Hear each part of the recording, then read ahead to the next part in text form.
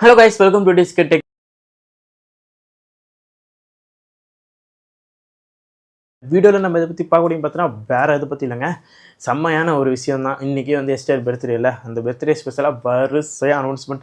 STR 49, STR 50, STR 51, அப்புறம் தக் லைஃப்லேருந்து birthday poster, அப்புறம் தக் லைஃப்லேருந்து கிளிம்ஸு. இந்த மாதிரி எஸ்டிஆர் பர்த்டே வந்து ஒரு செலப்ரேஷனாக மோடில் ஆயிடுச்சு.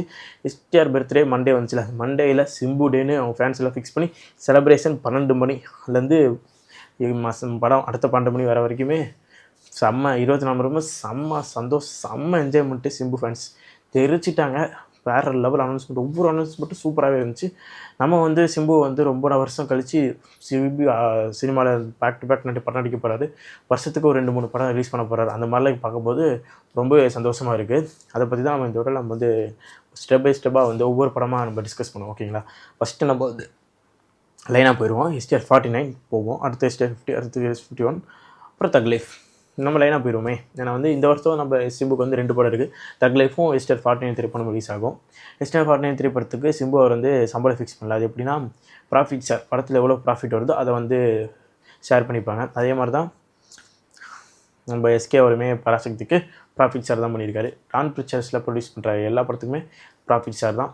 இது ஒரு நல்ல முடிவு தாங்க. ஏன்னா வந்து படம் எடுக்கிறதுக்கு நல்லாயிருக்கும். படம் எடுக்கிறதுக்கு நம்ம ஹீரோஸ்க்கே நிறைய சம்பளம் கொடுத்துறதுனால படம் எடுக்கிறதுக்கு கொஞ்சம் அதில் பட்ஜெட்டில் கொஞ்சம் குறைக்க வேண்டியதாக இருக்குது. ஆனால் ப்ராஃபிட் ஷேர்னால் படம் நம்ம ஏற்ற மாதிரி நம்ம படம் எடுத்துடலாம். படம் எவ்வளோ ப்ராஃபிட் வருதோ அதில் உனக்கு ஷேர் கொடுத்துட்றோம்பா அப்படின்றது ஒரு நல்ல முடிவு. ஏன்னா வந்து ஹீரோவோட அந்த ஒரு மார்க்கெட்டை டெஸ்ட் பண்ணுறதுக்கு இது நல்லாவே இருக்கும். ஏன்னா ஹீரோக்கு நம்பிக்கை இருக்குது, நம்ம படம் இவ்வளோ ஓடி நம்ம அசல்ட்டாக அந்த மாதிரி இருந்துச்சுன்னா வந்து வாங்கிக்கலாம். அதனால் வந்து இது ஒரு நல்ல விஷயம். ஓகே, இப்போ வந்து நம்ம எஸ்டிஆர் 49 திரைப்படம் நம்ம ராம்குமார் பார்க்கிங் டைரக்டர் தான் டைரக்ட் பண்ணுறதுனால இந்த திரைப்படம் டப்பு ஒரு 4 மாதத்தில் முடிச்சுட்டு 2025 இந்த வருஷமே வந்து டிசம்பர் கிறிஸ்மஸ்க்கு ரிலீஸ் பண்ணுறதா பிளானிங். அப்படின்னா தீபாவளிக்கு ரிலீஸ் பண்ணுறதா பிளானிங். சீக்கிரமாக முடிச்சுன்னா தீபாவளி, இல்லை கொஞ்சம் டைம் எடுத்துச்சுன்னா வந்து கிறிஸ்மஸ். இந்த வருஷத்துக்குள்ளே இந்த படம் வந்துடும். அதனால் நீங்கள் பயப்பட வேணாம். இந்த வருஷம் 2 படம் இருக்குங்க, தக் லைஃப் ஒன்று, அப்புறம் எஸ்டிஆர் 49 திரைப்படம் இருக்குது. Ramkumar parking director. பார்க்கிங் படம் உங்களுக்கு எந்த அளவுக்கு உங்களுக்கு பிடிச்சிருக்குன்னு தெரியும். அதில் வந்து ஜஸ்ட் ஒரு சிம்பிள் ஸ்டோரி தான். 2 குடும்பத்துக்கும் பார்க்கிங்கில் நிறுத்துறதுக்கு பிரச்சனை, அதை வச்சு ஒரு படம் எடுத்திருப்பார். ஒரு இன்ட்ரெஸ்டிங்காக எடுத்திருப்பார். கிளைமேக்ஸ் ஒரு மாதிரி முடிச்சிருப்பார். அதெல்லாம் வச்சு பார்க்கும்போது இந்த படமும் அதே மாதிரி ஒரு காலேஜ் ஸ்டூடெண்ட்டாக வந்து ரொம்பவே வாண்டடான ஒரு காலேஜ் ஸ்டூடெண்ட், ரொம்ப அரகண்ட்டான ஒரு காலேஜ் ஸ்டூடெண்ட். இதை வச்சு ஒரு சிம்பிளான ஒரு ஸ்டோரி தான் இருக்கும். வேணா பாருங்கள், சிம்பிள் லைனாக தான் இருக்கும். அது சூப்பராக வந்து எலவேட் பண்ணி வந்து வேறு அளவு கொடுப்பாரு. வெயிட் பண்ணி காத்துட்ருக்கேன். திரைப்படத்துக்கு மியூசிக் டைரக்டர் யாருன்னு சொல்லலை, டைட்டில் வைக்கல. இதில் வந்து ஸ்டெப் பை ஸ்டெப்பாக வந்து நம்ம சேனலே சொல்கிறேன். ஓகேங்களா, ஸ்டெப் பை ஸ்டெப்பாக நம்ம சேனலே சொல்கிறேன். இப்போதைக்கு நீங்கள் எஸ்டிஆர் 49 திரைப்படம் இந்த வருஷத்துக்குள்ளே வந்துடும், அதை நீங்கள் என்ஜாய் பண்ணுங்கள். ஓகே, இப்போ எஸ்டிஆர் 50 திரைப்படத்துக்குள்ளே போகலாம். இந்த திரைப்படம் வந்து எல்லாத்துக்குமே தெரியும், நம்ம கமல் சார் ப்ரொடியூஸ் பண்ண வேண்டிய படம். அவர் வந்து இந்த படத்துக்கு பட்ஜெட் வந்து ரொம்ப அதிகமாக இருக்குது. இப்போது வந்து சேட்டலைட் ஓடிடி டவுன் ஆயிடுச்சு. இதெல்லாம் வச்சு பார்க்கும்போது இப்போ எனக்கு சரியாக வராதுப்பா அப்படின்னு அவரே வந்து வெளியே போயிட்டார். பட் ஆனால் சிம்பு அவருக்கு வந்து இந்த ஸ்கிரிப்ட் மேலே ரொம்ப பிரியம். சூப்பராக வந்திருக்கு, இந்த ஸ்கிரிப்ட் பண்ணி ஆகணும் அப்படின்னு அவர் ஒரு நம்பிக்கை வச்சு, நம்ம வேறு ப்ரொடியூசருக்கெலாம் தேட வேணாம், நானே ப்ரொடியூஸ் பண்ணுறேன், திரைப்படத்தை எடுக்கிறோம் அப்படின்னு அவர் தன்னைத்தானே நம்பிக்கையை வச்சு இந்த திரைப்படத்து மேலே போட்டிருக்காரு. இந்த திரைப்படம் வெற்றியோ தோல்வியோ, ஆனால் சிம்புவை பார்த்து நீங்கள் கற்றுக்கணும். ஏன்னா வந்து மற்ற ஹீரோஸ் மற்றவங்களாம் வந்து கம்மி பட்ஜெட்டில் நம்ம படமே எடுத்தாலும் கம்மி பட்ஜெட்டில் போட்டு இப்படி போயிடுவோம் அப்படின்னு நினைப்பாங்க. பட் ஆனால் இந்த திரைப்படம் அரௌண்ட் 200 crores மேலே படம் எடுக்கிறதுக்கு மட்டுமே. அதனால் வந்து ரொம்ப ரிஸ்க் எடுத்து இந்த திரைப்படத்து மேலே ஒரு இது பண்ணியிருக்காரு. அதுக்கு ஃபுல்ஃபில் பண்ணி நல்ல படத்தை கொடுப்பாரு தேசிங்க பெரியசாமின்றது நம்பிக்கை எனக்கு இருக்குது. அவரோட ஸ்கிரிப்ட் நிறைய பேர் படிச்சுட்டு நல்லா இருக்குது அப்படி இப்படி சொல்லியிருக்காங்க. திரைப்படம் இந்தியன் சினிமா திரும்பி பார்க்கும் அந்த மாதிரியான ஒரு ஸ்கிரிப்ட் அந்த மாதிரி சொல்லியிருக்காங்க. இதெல்லாம் வச்சு பார்க்கும்போது சிம்பு நம்பிக்கை வச்சுருக்கிறதுனால இந்த திரைப்படம் நல்லா ஒரு நம்புகிறேன். எனக்கு தெரிஞ்சு இந்த திரைப்படம் வந்து 2027 தான் ரிலீஸ் ஆக நிறைய வாய்ப்பு இருக்குது. ஃபஸ்ட்டு பார்க்கிங் திரைப்படம் இந்த வருஷத்தில் வந்துடும். அடுத்து 2027 தான் மேக்ஸிமம் நினைக்கிறேன். பொறுத்து வந்து பார்ப்போம் எந்த அளவுக்கு ஃபாஸ்ட்டாக எடுத்து எந்த அளவுக்கு ஃபாஸ்ட்டாக ரிலீஸ் பண்ணுறாங்க. இந்த திரைப்படம் ஃபாஸ்ட்டாக எடுத்துருவாங்கன்னு நம்புகிறாங்க. ஏன்னா வந்து ப்ரீ ப்ரொடக்ஷன் ஒர்க்லாம் முடிஞ்சிருச்சு, எதுவுமே இல்லை. ஏன்னா வந்து 3 வருஷத்துக்கு மேலே ப்ரீ ப்ரொடக்ஷன் ஒர்க்கு, ஸ்கிரிப்டை வச்சு எல்லாமே பக்காவாக ஃபிக்ஸ்டு. எங்கே போய் ஷூட்டிங் எடுத்து முடிக்காது மட்டும்தான். அதனால் வந்து சீக்கிரம் முடிச்சுருவாங்க நம்புகிறேன். பொறுத்து வந்து பார்ப்போம் எப்படி இந்த படம் வருதுன்னு. இந்த திரைப்படத்தை பற்றி சிம்பு வந்து ஒரு விஷயம் சொல்லியிருக்காரு. ஏன்னா வந்து நாங்கள் பாகுபலி மாதிரி இந்த திரைப்படம் வந்து இல்லைங்க, ஆனால் இந்தியன் சினிமாவுக்கு ஒரு புதுமையான ஒரு திரைப்படம், ஒரு புதுமையான ஒரு எக்ஸ்பீரியன்ஸ் இந்த திரைப்படத்து மூலமாக உங்களுக்கு கிடைக்கும் அப்படி சொல்லியிருக்காரு. எல்லா திரைப்படம் பாகுபலி மாதிரி இருக்குன்ற அவசியமும் இல்லை. ஒவ்வொரு திரைப்படம் ஒவ்வொரு ஜானரில் நமக்கு வந்து இம்ப்ரெஸ் பண்ணாலே போதும். அந்த லெவலில் இந்த திரைப்படம் இருக்கும் அப்படின்ற நம்பிக்கையில் திரைப்படத்துக்குள்ளே அவங்க இறங்கியிருக்காங்க.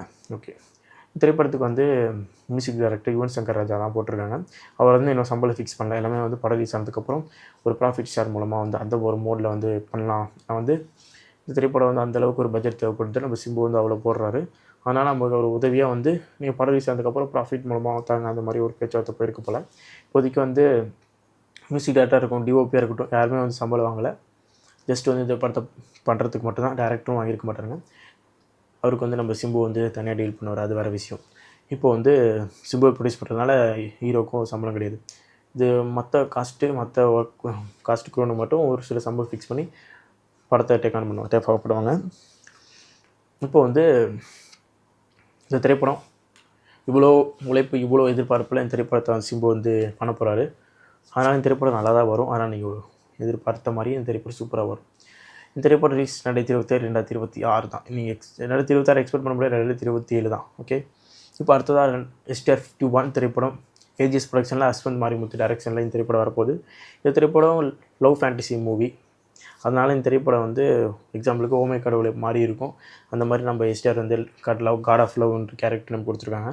அதனால் ஒரு லவ்வுக்கு ஒரு காடாக வந்து இறங்குற மாதிரி இருக்கலாம். அப்படியான ஒரு கான்டெஸ்டான ஒரு படமாக தான் இருக்கும். இந்த திரைப்பட ஷூட்டிங் வந்து 2026 கடைசியில் ஆரம்பித்து 2027 ரிலீஸ் பண்ணுற மாதிரி இருக்கலாம். இல்லாட்டி வந்து 2026 கடைசியில் ரிலீஸ் ஆகிற மாதிரி கூட இருக்கலாம். இதெல்லாம் வந்து எப்படி ப்ராப்பராக ஃபிக்ஸ் ஆகுனா, STR 49 திரைப்படம் ராம்குமார் வச்சு பண்ணுறதுல அந்த திரைப்படம் எந்த அளவுக்கு ஷூட்டிங் முடிஞ்சு எந்த அளவுக்கு படம் ரிலீஸ் ஆகுதுன்றதை பார்த்து தான் அடுத்து 2026 STR 51 திரைப்படம் 50 திரைப்படம் ரிலீஸ் ஆகுமான்றதெல்லாம் பார்க்கணும். எதனால் அப்படின்னா STR 50 STR 50 2 திரைப்படத்தை சைமல்டேனியஸாக நடிக்க போகிறதா வந்து ஒரு தகவல் வந்திருக்கு. அப்படி நடித்து கொடுத்துட்டு 2026 2020 அந்த சீக்கிரமாக வந்து அந்த 2 படத்தை ரிலீஸ் பண்ணுன்றது தான் STRோட பிளான். இது வெயிட் பண்ணி பார்ப்போம் அவரோட பிளான் எந்த அளவுக்கு நடக்குதுன்னு. ஏன்னா வந்து இப்போ வந்து இது எல்லா பிளானுமே கரெக்டாக நடக்கணும்னா அதுக்கு முக்கிய காரணம் தக் லைஃப் திரைப்படம் வெற்றி தான் என்ன சொல்லணும். ஏன்னா வந்து இப்போ STR அவருக்கு வந்து மார்க்கெட்டுறது சுத்தமாக இல்லை. அதனால் OTT சேட்டலைட் எதுவுமே வந்து அந்தளவுக்கு அவருக்கு வந்து இல்லை. இப்போ தக் லைஃப் படம் நல்லா ஓடி அது கொஞ்சம் ப்ராஃபிட்டபுளாக வந்துச்சுன்னா, விக்ரம் படமும் தாண்டி STRக்குன்ற ஒரு ஃப்ரேம் வந்துச்சுன்னா இந்த திரைப்படத்து மேலே ஒரு ஹோப் வரும். அதுக்கப்புறம் வந்து அடுத்து வர ரிலீஸ் பண்ணுற படத்துக்கு மேலே ஒரு மக்கள் மேலே ஒரு ஆர்வம் வரும். அப்புறம் அந்த படத்து மேலே ப்ராஃபிட் சார் தான். அதனால் வந்து அதுக்கும் சம்பளம் தரல, ப்ராஃபிட் தான். அந்த திரைப்படம் ஓடிடுச்சுன்னா அப்புறம் வந்து STR 50 STR 50 எல்லாத்துக்குமே ஒரு சேட்டலைட்டு OTT எல்லாத்துக்குமே ஒரு நல்ல மார்க்கெட், நல்ல பிச்சு வைக்கலாம். அதுக்கெல்லாம் முக்கியமான காரணம் எதுவாக வந்து திரைப்படமாக இருக்குன்னா தக் லைஃப், அப்புறம் ராம்குமார் டைரக்ட் பண்ணுற திரைப்படம். 2 திரைப்படம் STR அவரோட கெரியரை ஃபிக்ஸ் பண்ண போகுது. ஏன்னா வந்து இது இந்த படம் டீசெண்டாக இருந்தாலும் அடுத்து போய்வார். பட் ஆனால் அவரோட மார்க்கெட் வேல்யூவாக வந்து இந்த 2 படம் ஃபிக்ஸ் பண்ணோம். வெயிட் பண்ணி பார்ப்போம் STRோட மார்க்கெட் எந்த அளவுக்கு போக போகுது, க்ரோத் ஆக போகுதுன்னு. அது முக்கியமாக சேட்டலைட்லேயும் டிஜிட்டல்லையும் ஒரு க்ரோத் தேவைப்படும். அப்போ தான் க்ரோத் ஆனால் தான் அவருக்கு அடுத்தடுத்து பண்ணக்கூடிய படத்தில் ஒரு இந்த இவ்வளோ பட்ஜெட் போடலாம், போய் இவ்வளோ சம்பளம் பண்ணி ஃபிக்ஸ் பண்ண முடியும். இப்போ தான் வந்திருக்காரு தலைவன், திருப்பி இப்போ தான் வந்திருக்கான், சம்பவம் செய்வான். நீங்கள் காத்துட்ருங்க, வெயிட் பண்ணுங்கள், ஓகேங்களா.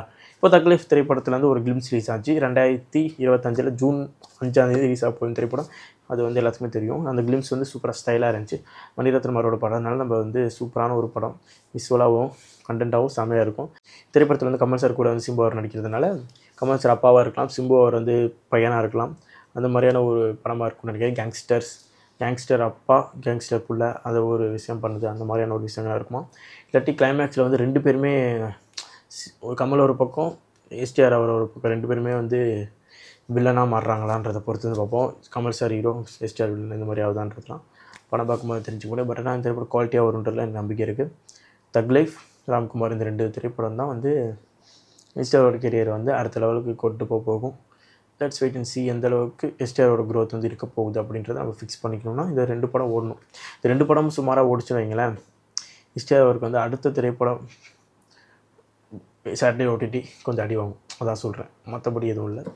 ஓகே கைஸ், செம்ம பர்த்டே செலிப்ரேஷன் நீங்கள் பண்ணியிருப்பீங்க சிம்பு ஒரு பர்த்டேக்கு, அது எனக்கு தெரியும். ஏன்னா வந்து அனௌன்ஸ்மெண்ட் வைஸுமே ரொம்ப ஹாப்பியாக இருந்திருப்பீங்க. ஏன்னா வந்து கண்டது 3-4 வருஷமாக வந்து அனௌன்ஸ்மெண்ட் வர ஒன்றும் வராது.